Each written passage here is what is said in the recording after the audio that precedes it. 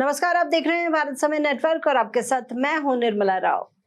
आज हम कोर्ट द्वारा किए गए एक ऐतिहासिक फैसले की बात करेंगे जिसमें न केवल कानूनी बल्कि नैतिक और कई नई सामाजिक बहसों को भी जन्म दिया है। दिल्ली हाई कोर्ट ने सरोगेसी से जुड़े एक अहम मामले में फैसला सुनाते हुए कहा है कि यदि मृत व्यक्ति ने अपनी सहमति दी हो तो उसके स्पर्म का उपयोग कर बच्चे को जन्म देने में कोई कानूनी बाधा नहीं है। दिल्ली हाई कोर्ट का यह फैसला उस समय आया जब सर गंगाराम अस्पताल ने एक मृतक के माता पिता को उनके अविवाहित बेटे के संरक्षित स्पर्म को सौंपने से इनकार कर दिया था। मामला तब गरमाया जब 2020 में कैंसर से जूझ रहे एक व्यक्ति ने कीमोथेरेपी शुरू होने से पहले अपने स्पर्म को फ्रीज करवाने का फैसला किया था। उस समय डॉक्टर्स ने कहा था कि कीमोथेरेपी के कारण भविष्य में बांझपन की संभावना हो सकती है, इसलिए मृतक ने अपनी सहमति से जीते जी आईवीएफ लैब में अपने स्पर्म को संरक्षित करवा दिया था। लेकिन उसके असामयिक निधन के बाद माता पिता ने अपने बेटे का वंश आगे बढ़ाने के लिए उसका स्पर्म सरोगेसी के माध्यम से प्रयोग करने की अनुमति मांगी। अस्पताल ने अदालत का आदेश न होने के कारण स्पर्म देने से इनकार कर दिया। इसके बाद यह मामला अदालत पहुंचा। हाईकोर्ट में इस मामले पर 84 पेज का एक लंबा फैसला सुनाया और स्पष्ट किया कि यदि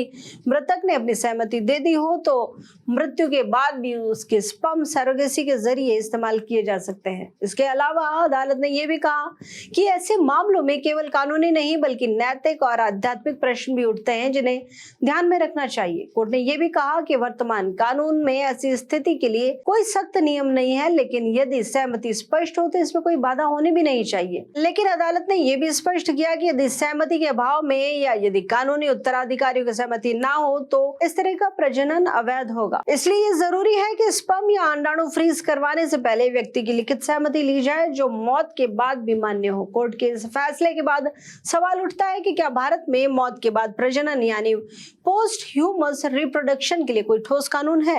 हाई कोर्ट ने केंद्रीय स्वास्थ्य और परिवार कल्याण मंत्रालय से अनुरोध किया है कि इस मुद्दे पर विचार किया जाए और इस संबंध में कानून या दिशा निर्देश बनाए जाएं। वहीं इस मामले पर कानूनी विशेषज्ञों का कहना है कि इस मामले में बड़ा नैतिक प्रश्न ये है कि क्या मृत व्यक्ति की संतान का जन्म उचित है। माता पिता की संवेदनाएं अपनी जगह हैं, लेकिन हमें यह भी सोचना होगा कि उस बच्चे का भविष्य कैसा होगा और उसकी कानूनी पहचान कैसे तय की जाएगी। कोर्ट ने अपने फैसले में सर गंगाराम अस्पताल को मृतक के माता पिता को स्पर्म सौंपने का आदेश दे दिया है। कोर्ट के इस फैसले ने न केवल मृत व्यक्ति के परिवार को संतुष्टि दी है बल्कि भविष्य में आने वाले ऐसे कई मामलों के लिए एक नई मिसाल भी कायम की है। ये मामला केवल एक कानूनी लड़ाई नहीं थी बल्कि माता पिता की भावनाओं और उनके बेटे की यादों से जुड़ा था। कोर्ट ने इस फैसले से उन्हें अपने बेटे की आखिरी इच्छा को पूरा करने का अधिकार दे दिया है। आप इस मुद्दे पर अपनी राय और प्रतिक्रियाएं भारत समय नेटवर्क के सोशल मीडिया हैंडल पर शेयर कर सकते हैं और इस तरह की और अन्य ताजा खबरें और अपडेट्स के लिए आप देखते रहिए भारत समय नेटवर्क। नमस्कार।